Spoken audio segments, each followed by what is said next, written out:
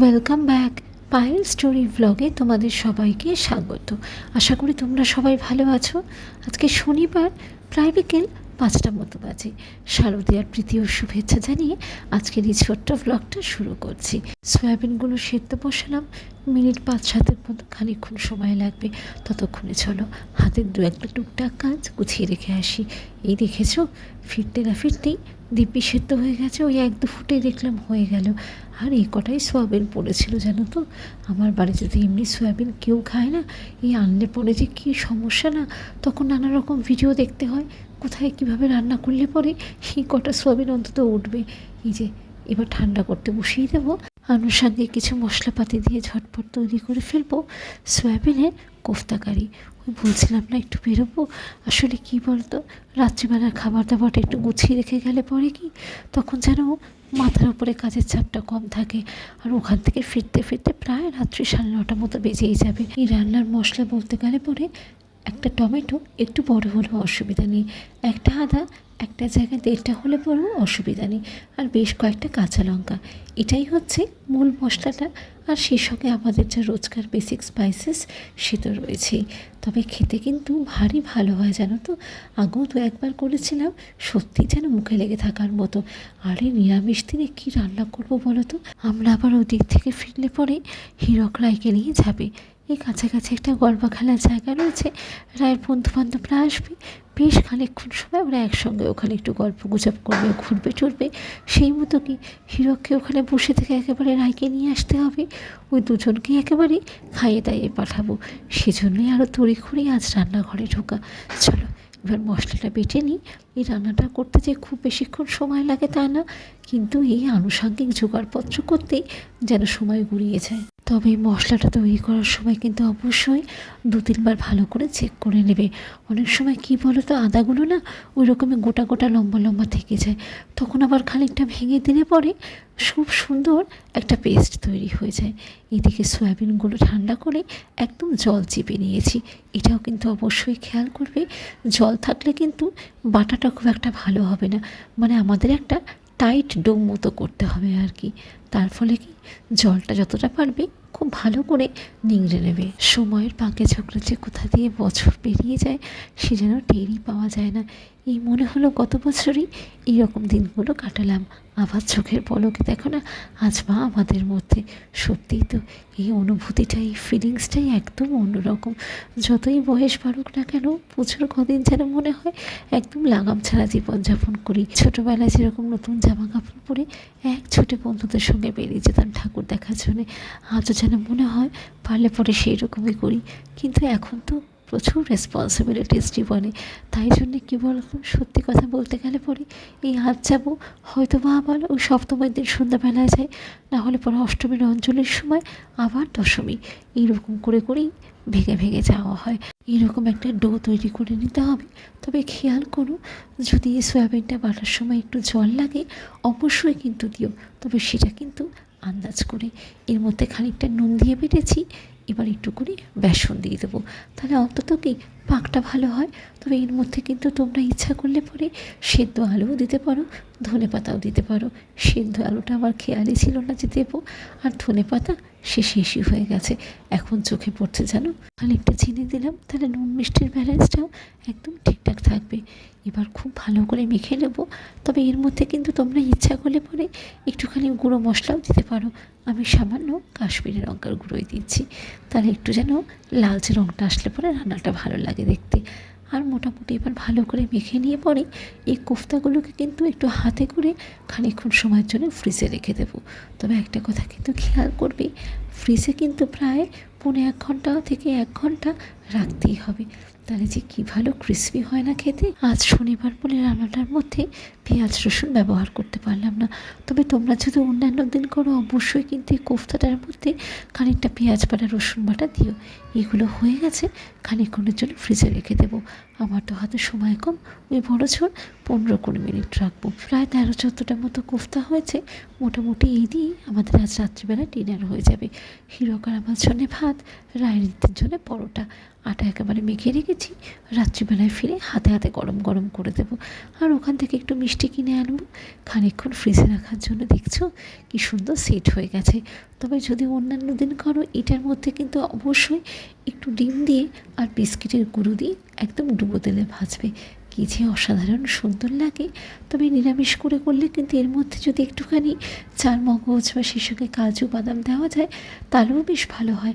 এইদিকে মাসের বাজারও প্রায় শেষের দিকে, সবই আনতে হবে। এখন তো কদিন ছুটি রয়েছে, ওই 10-15 মিনিট হীরকের সঙ্গে একটু সময় করে বসলে পরেই ঝটপটও অর্ডার করে দেবে। কোফতাগুলোকে ফ্রিজে রাখার ফলে কি সুন্দর সেট হয়ে গেছে দেখো। তবে আমি আর ডুবো তেলে ভাজলাম না, একটু শ্যালো ফ্রাই করে নিচ্ছি। তবে একটা কথা খেয়াল করো, কিন্তু শ্যালো ফ্রাই করলে কিন্তু বেশ খানিকটা সময় লাগবে। মোটামুটি হয়ে গেছে। জানো তো, রায়রিতে একবার খুব ইচ্ছা তারা এই পুজোর সময়টা কলকাতায় কাটাবে। ওই আমার আর হীরকের থেকে গল্প শুনে যে কত বড় বড় প্যান্ডেল হয়, সেই সঙ্গে তেমন সুন্দর লাইটিং, মানুষের লম্বা ভিড়, আর তার সঙ্গে তেমন অসাধারণ সুন্দর খাবার দাবার।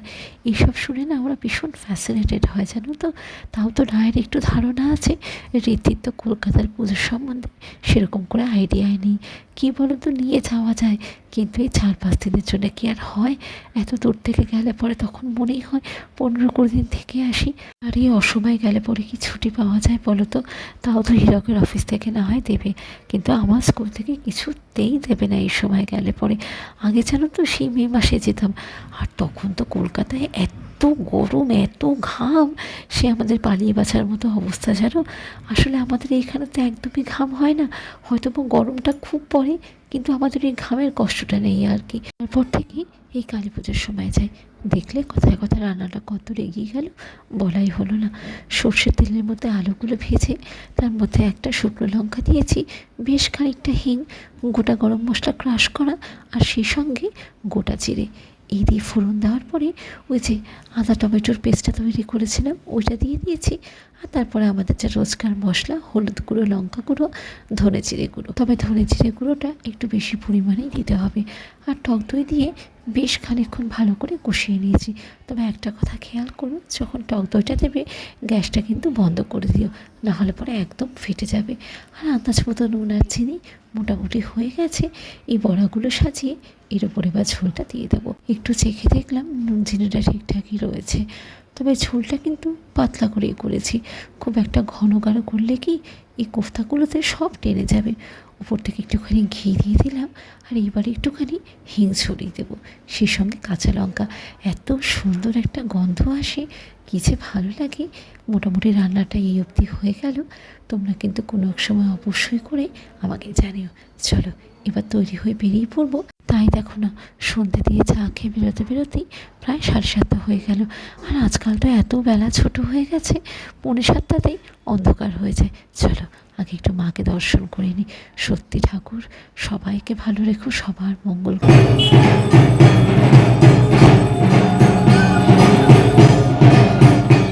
মায়ের এই অনন্য রূপ, সেই সঙ্গে কাঁসর ঘণ্টা, ঢাকের বাতি ও মন্ত্র উচ্চারণ, সত্যি মনে হচ্ছে এই মুহূর্তটাকে যেন জোর করে আটকে রাখি।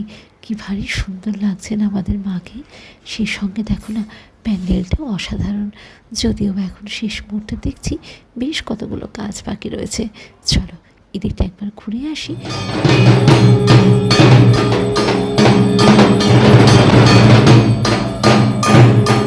ঘট স্থাপিত হয়েছে, সন্ধ্যা আরতি চলছে। চলো তো একটু পেছন দিকটা এগিয়ে দাঁড়াই, তাহলে একটু ভালো মতো দেখতে পারবো। সত্যি মা সবাইকে ভালো রেখো, সবার মঙ্গল করো।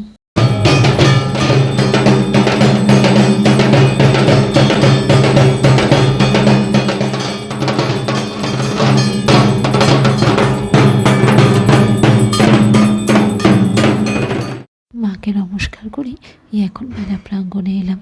যদিও বলছে 8টা থেকে শুরু হবে, তবে এখন দেখছি সবাই সাজিয়ে গুছিয়ে বসতে শুরু করেছে। আসলে এইসব সেট আপ করতেও তো সময় লাগবে। যে যার বাড়ি থেকে খাবার দাবার তৈরি করে গুছিয়ে নিয়ে এসছে, এইখানে ডিসপ্লে করে রাখা হবে, আর সেই সঙ্গে বিক্রি বাট্টা। চলো যে কটা স্টল বসেছে একটু আধটু ঘুরে দেখি। তবে গেলবার মনে হয় একটু বেশি স্টল বসেছিল, নাকি আমি ভুল ভাবছি কি জানি। চলো তোমার কি কি আছে স্টলে সৌমিদি? আলু কাবলি আর ঘুগনি। আচ্ছা আচ্ছা, দাঁড়া একটু দেখে আসি আগে। 2 1 এটা কোথায় আসলো? হ্যালো। এই লাল জামা পরা বাচ্চা মেয়েটিকে যে দেখলে ও রীতির বন্ধু। আমাকে দেখা মাত্রই জিজ্ঞেস করছে আন্টি স্বর্ণিধি কোথায়। ইস, রীতি যদি জানতো তাহলে ডেফিনেটলি আসতো। বাবা পাটিসাপটাগুলো কি সুন্দর দেখতে লাগছে না? আর পরিমাণেও তো কত, বাড়িতে 3-4টে করতেই আমাদের নাজেহাল অবস্থা হয়ে যায়। 10 রুপিস। হ্যাঁ, কারণ একটা বক্সেই হয়ে যাচ্ছে। বাড়ির জন্য কটা নিয়ে নিলাম। তবে এখানে কিন্তু হেলদি ফুড কর্নার থেকে আরম্ভ করে স্পাইসি সব রকমেরই খাবার রয়েছে।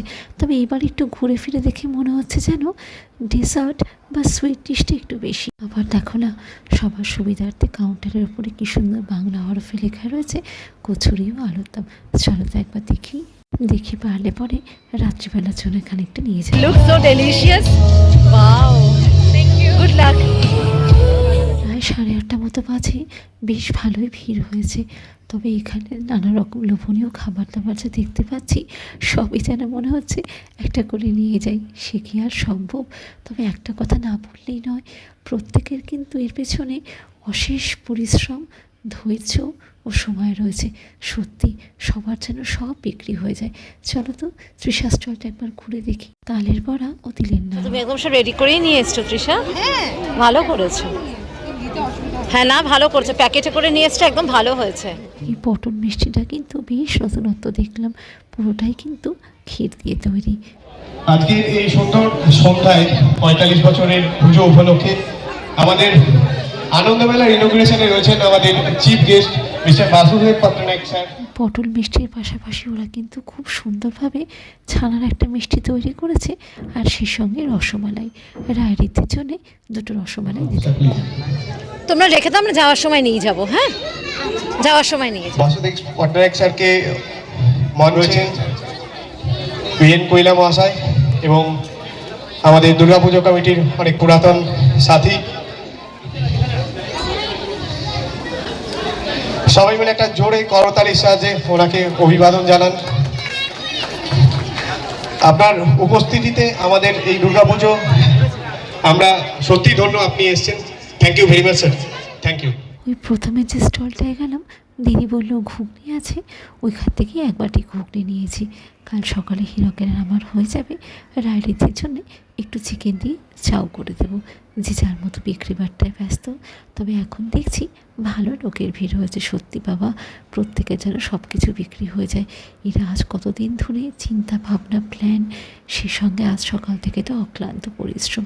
এই কাউন্টারটায় দেখো, একটা জিনিস খুব ইউনিক লাগলো দেখতে। সবই সুইট ডিশ, কিন্তু প্রত্যেকটা জিনিসই পাউরুটি দিয়ে তৈরি, অথচ কত রকমের ভ্যারাইটি নিয়ে তৈরি করেছেন। সত্যি হ্যাটস অফ। বাড়িতে একটু আধটু রান্না করতেই আমাদের একেবারে দিন বয়ে যায়। আর এখানে দেখছো কতগুলো প্রিপারেশন, ফুচকেগুলো দেখছো, ভারী আনন্দ। আজ থেকে তো সবারই ছুটি পড়ে গেল। সত্যি যেন মনে হচ্ছে লাগাম ছাড়া বাঁধন। প্লাস্টিক থাকলে একটা ভালো হতো গো। আজকের ভিডিওটাও এই অবধি। সবাই ভালো থেকো, সাবধানে থেকো। অবশ্যই কমেন্ট করে জানিও এই ছোট্ট ব্লগটা কেমন লাগলো। টাটা।